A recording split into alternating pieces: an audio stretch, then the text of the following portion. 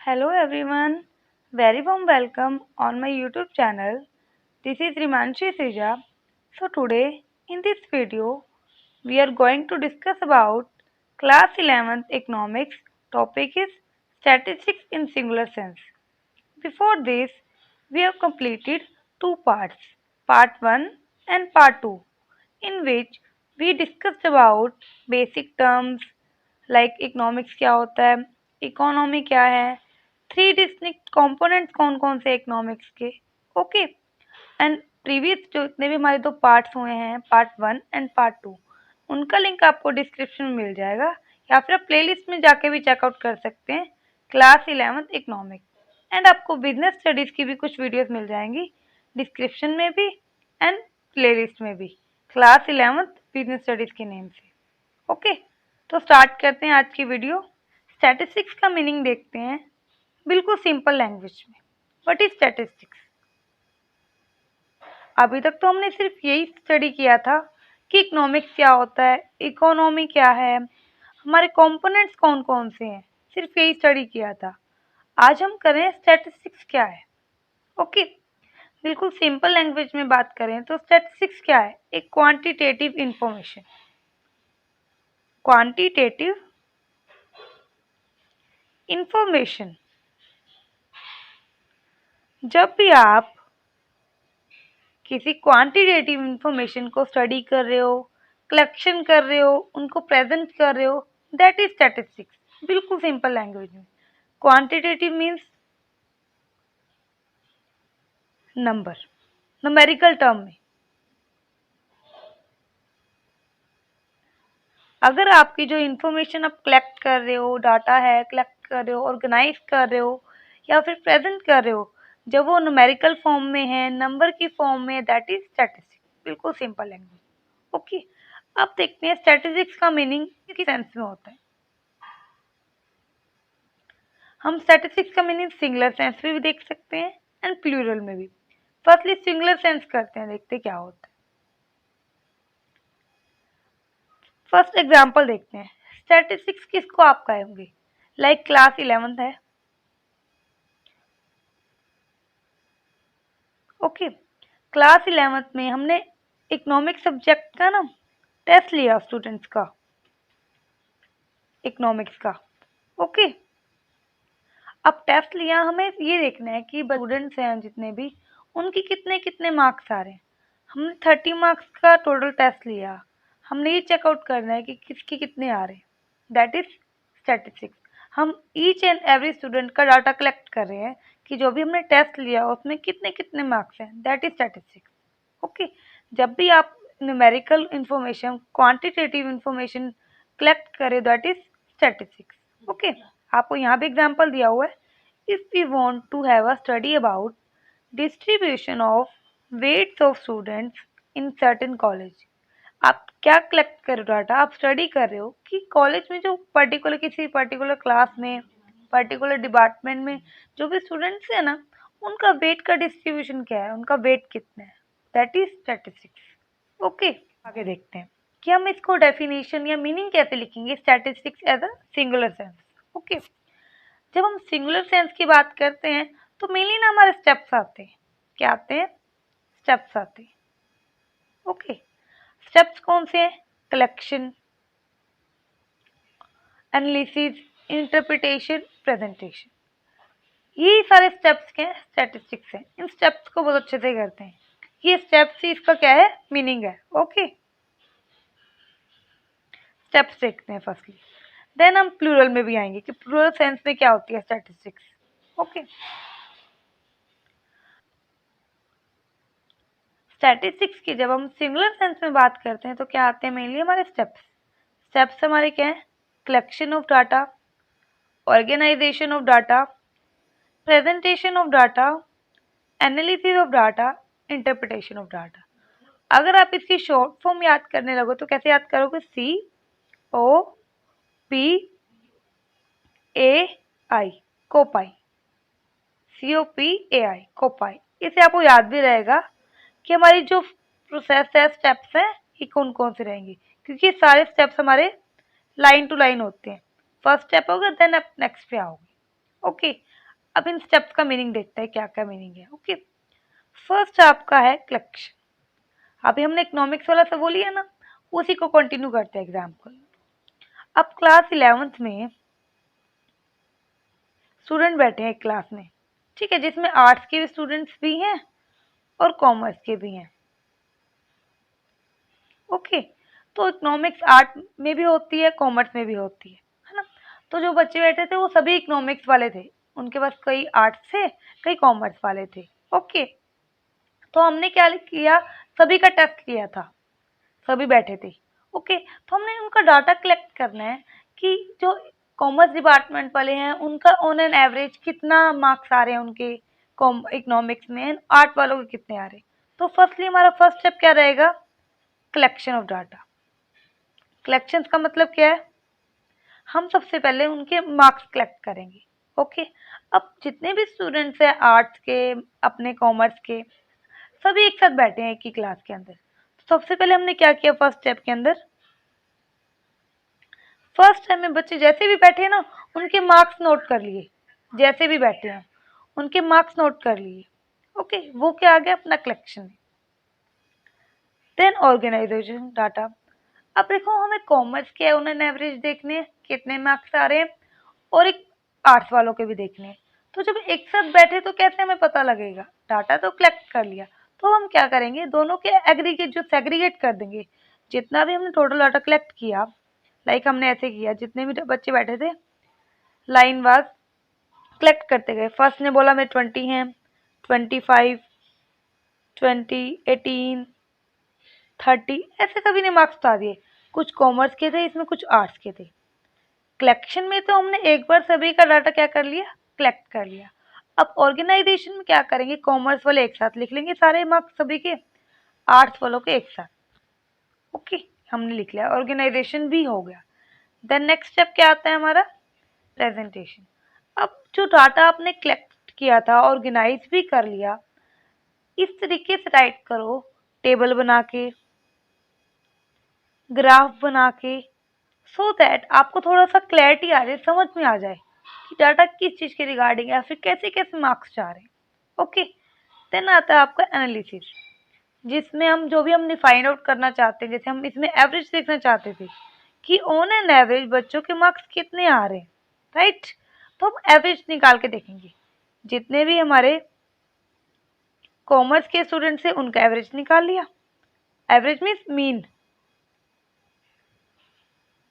Okay, हम detail में भी करेंगे सारे स्टेप्स, मीन क्या होता है फाइंड आउट करेंगे। ओके, अभी हम सिर्फ बेसिक्स ही कर रहे हैं, क्योंकि जो हम स्टेप्स कर रहे हैं ना, कलेक्शन, ऑर्गेनाइजेशन, यहाँ तो हमारे सिर्फ स्टेप्स हैं, हमारे आगे पूरे पूरे चैप्टर हैं इसकी, तो आपको बहुत अच्छे से क्लैरिटी हो जाएगी। ओके, तो हम कहाँ थे, एनालिसिस पे। हमने कॉमर्स वाले स्टूडेंट्स का भी एवरेज निकाल लिया और आर्ट्स वाले स्टूडेंट्स का भी निकाल लिया। ओके, अब एवरेज कॉमर्स वालों का लाइक आया 24 मार्क्स, और आर्ट्स वालों का आया है लाइक 22। तो हम क्या करें, एनालिसिस में हमने डाटा कलेक्ट करके, ऑर्गेनाइज करके, प्रेजेंटेशन भी कर लिया और एनालिसिस भी कर लिया। Now turn is fifth step, interpretation. इसमें हम जो भी हमारा आंसर आया, हमारे एनालिसिस में हमारी जो भी रिपोर्ट आई, उसको समझने की कोशिश करते हैं, उस पर जजमेंट निकालने की कोशिश करते हैं। अब हम इस रिजल्ट से क्या बता सकते हैं, देखो कि जो हमारे कॉमर्स के स्टूडेंट्स हैं ऑन एन एवरेज अच्छे हैं एज कंपेयर टू आर्ट्स के स्टूडेंट्स इकोनॉमिक्स में, है ना। आर्ट्स के स्टूडेंट्स के 22 मार्क्स हैं on an average, and commerce वालों के 24। इट मीन्स हम इंटरप्रिटेशन कर सकते हैं, जजमेंट कर सकते हैं कि कॉमर्स के स्टूडेंट्स के इकोनॉमिक्स में बेटर मार्क्स हैं। ऑल राइट, बिल्कुल आपका सिंपल एग्जाम्पल मैंने आपको लेके बताया। ओके, अब प्लूरल सेंस में भी इसका मीनिंग देख लेते हैं थोड़ा सा क्या होता है। प्लूरल सेंस वाला हम नेक्स्ट वीडियो में करेंगे बिल्कुल डिटेल में, कि स्टैटिस्टिक्स प्लूरल सेंस में कैसे होती है। आज हम इसमें सिर्फ थोड़ा सा इसका मीनिंग देख लेते हैं। Statistics refer to information in the term of numbers, numerical data. Okay, कि जब हम नंबर्स की, न्यूमेरिकल डाटा की ही पर्टिकुलर बात करें, दैट इज प्लूरल सेंस। और जब हम उसी न्यूमेरिकल डाटा की स्टेप्स की बात कर रहे हैं, कलेक्शन, ऑर्गेनाइजेशन, ये सारी, that is singular sense. All right,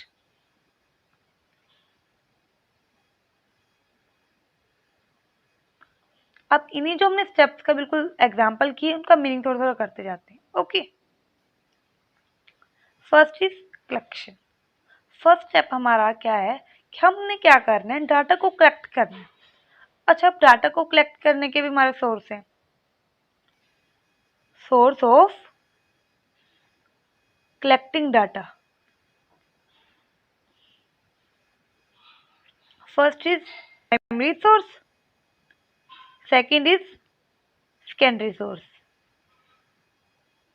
अब ये सोर्स क्या है ये देखते हैं। Primary source means when you directly collect data. जब हमने अभी एग्जांपल लिया ना, मैं खुद जाके क्लास में हर एक स्टूडेंट से मैंने मार्क्स पूछे कि आपके कितने मार्क्स हैं, दिखाओ टेस्ट, आप दिखाओ। जब मैं खुद गई डाटा कलेक्ट करने, खुद से मैंने सारा डाटा लिया, that is primary source. Okay, secondary source क्या है कि हमने किसी और का कलेक्टेड डाटा लिया, लाइक मैं किसी और टीचर के पास चले गई, लाइक मैं वाइस प्रिंसिपल हूँ, जो हम देखते हैं, लेकिन जो क्लास इंचार्ज है उसके पास डाटा होगा, तो मैंने उनसे ले लिया कि इकोनॉमिक्स में जितने भी आर्ट्स के स्टूडेंट्स हैं और जो कॉमर्स के स्टूडेंट्स हैं, उन सबका मुझे जो इकोनॉमिक्स में मार्क्स आए हैं ना टेस्ट में, मुझे दे दो। दैट इज सेकेंडरी सोर्स, क्योंकि मैं खुद तो नहीं कहीं लेनी। जब हम डायरेक्टली खुद जाते हैं उस जगह से लेने, दैट इज प्राइमरी सोर्स। अगर हम किसी और से ले रहे हैं, किसी और का कलेक्टेड डाटा यूज करें, that is secondary source, right. And जब आप सेकेंडरी सोर्स यूज कर रहे हो, देन इसमें पब्लिश्ड और अनपब्लिश्ड डाटा आता है। ये मेरी बात करते हैं कि लगा लो हमने कोई इन्फॉर्मेशन लेनी है, कई ऐसे होते हैं जो पब्लिश है, लाइक गूगल पे भी मिल जाएगी, कोई इन्फॉर्मेशन आपने लेनी है सर्वे के रिगार्डिंग, किसी पॉपुलेशन के रिगार्डिंग। ओके, ऐसे उसी की भी प्राइमरी और सेकेंडरी सोर्स होते हैं। हम जब सर्वे होती है, जैसे हम हमारे घरों में आते हैं नहीं कई बारी जनगणना वाले, हर 10 साल में कितने मेंबर्स हैं, कितनी इनकम है, बीच बीच में से आते रहते हैं। जो खुद डाटा कलेक्ट कर रहे हैं, दैट इज प्राइमरी सोर्स। लेकिन जब उन्होंने किसी ऑर्गेनाइजेशन से, किसी एजेंसी से डाटा ले लिया, that is secondary data. All right, next आता है हमारा organisation and presentation. Okay, first organisation में क्या करेंगे, जो भी हमने कलेक्शन ऑफ डाटा के टाइम पे डाटा लिया, थोड़ा सा ऑर्गेनाइज करने की कोशिश करेंगे कि जो भी हमने डाटा लिया उसमें जहाँ भी सिमिलैरिटीज आ रही है उनको एक साथ कर दो। ओके, एक साथ ले आओ, ऑर्गेनाइज करने की कोशिश करेंगे। All right, while conducting a statistical inquiry, the second important stage is collection and presentation of numerical data. When you collect data, secondary source usually provided in an organized form. अगर हमने secondary data use किया है, it means आपने किसी और teacher से ले लिया डाटा, देन ऑर्गेनाइज तो होगा ही। ऑर्गेनाइज मीन्स टेबल वगैरह या फिर कुछ जो सेग्रीगेशन है सिमिलैरिटीज के अकॉर्डिंग कर रखी होगी उन्होंने। Okay, therefore, if you need to edit, classify, tabulate the data in order to organize it, editing data involves the removal of omission, inaccuracy, inconsistency. लेकिन अगर आपको एडिटिंग करने की नीड है तो आप क्या क्या करोगे, जो भी हमारी गलतियां हैं वो ठीक करने की कोशिश करेंगे, कंसिस्टेंसी नहीं है वो सारी ठीक कर देंगे। ओके, देन हम क्या करेंगे, प्रेजेंटेशन वाले स्टेप का इसी के अंदर दिया हुआ है, आप अलग भी राइट कर सकते हो, एक साथ भी राइट कर सकते हो, ठीक है, पर आपने एक्सप्लेनेशन जरूर देनी है। प्रेजेंटेशन में आप क्या बताओगे कि जो भी हमने डाटा ऑर्गेनाइज किया है इस स्टेप में, उसको थोड़ा सा प्रेजेंट करने की कोशिश करेंगे, चार्ट की फॉर्म में, डायग्राम की फॉर्म में, ग्राफ की फॉर्म में। ओके, देन आता है आपका analysis of data, COPAI। COP हमारा हो गया, AI करते हैं। ओके, अब एनालिसिस ऑफ डाटा क्या होता है, जो भी डाटा हमने कलेक्शन करके ऑर्गेनाइज करके प्रेजेंट कर दिया, अब उससे जो भी हमने रिपोर्ट निकालनी है उसको अप्लाई तो करेंगे ना, कि हम निकालना क्या चाहते हैं, हम रिजल्ट क्या चाहते हैं। ऑलराइट, तो हम यहाँ एवरेज करेंगे, सेंट्रल रेफरेंस यूज करेंगे, डिस्पर्जन, कोरिलेशन, ये सभी हम जो कंसेप्ट हैं डिटेल में करेंगे। ओके, इसमें हमें सिर्फ इतना समझना है कि जो भी डाटा हमने प्रेजेंट करा है उसको एनालाइज करेंगे, उसके ऊपर जो भी हमारे फॉर्मूलेज हैं वो सब अप्लाई करेंगे। Okay, last is interpretation of numerical data. Interpretation में आप कोई ना कोई कंक्लूजन निकाल रहे हो, ठीक है, जो भी आपने डाटा एनालाइज कर लिया उसके बाद उससे जो भी कंक्लूजन निकाल रहे हो वो किस में आता है, इस स्टेप में। Okay, it is very sensitive difficult task requiring a high degree of skill, experience, common sense of balance judgement. कहते हैं कि जो भी आपने एनालाइज में जो भी आपने फॉर्मूले अप्लाई करके जो भी आपका रिजल्ट आया, अब उसका कंक्लूजन निकालने की कोशिश करोगे। कंक्लूजन मीन्स उसके ऊपर क्या आपका रिजल्ट आप कह रहे हो। अब आपने डाटा कलेक्ट कर लिया सारा, ऑर्गेनाइज कर दिया, प्रेजेंटेशन एनालिसिस सब कर लिया, अब आप उसको इंटरप्रिटेशन करना चाहते हो, तो कहते हैं काफ़ी सेंसिटिव प्रोसेस है। वाई? जस्ट बिकॉज क्योंकि इसमें स्किल चाहिए, एक्सपीरियंस चाहिए और एक बैलेंस जजमेंट चाहिए। बैलेंस जजमेंट मीन्स कि वो जजमेंट बिल्कुल बैलेंस होगी, सबके हित में होगी। ओके, इंटरप्रिटेशन में हम क्या करते हैं, कंक्लूजन निकालते हैं कि लास्ट हमारा इससे क्या जजमेंट निकली हमारे। ओके, आई होप आपको सभी कंसेप्ट, सभी जो हमने स्टेप्स किए स्टैटिस्टिक्स इन सिंगुलर सेंस के, सभी समझ आ गए होंगे। अगर कहीं भी आपको डाउट है या फिर किसी पर्टिकुलर टॉपिक पे आपको वीडियो चाहिए देन आप कमेंट सेक्शन में टाइप कर सकते हैं। ओके, एंड प्रीवियस वीडियोस का लिंक भी आपको, जो भी हमने इसके पार्ट 1 किए हैं, पार्ट 2 किए हैं, उनका लिंक भी आपको डिस्क्रिप्शन में मिल जाएगा, या फिर आप प्लेलिस्ट में जाके भी चेकआउट कर सकते हैं। प्लेलिस्ट का नेम है class 11th economics and business studies के भी आपको कुछ टॉपिक मिलेंगे। क्लास 11th बिजनेस स्टडीज के नेम से आपकी प्लेलिस्ट, एंड आपको डिस्क्रिप्शन में भी मिल जाएगा उनका लिंक। ओके, एंड अगर अभी तक आपने मेरा चैनल सब्सक्राइब नहीं किया तो please subscribe my channel and share videos to your friends so that help to your friends. Okay, thank you.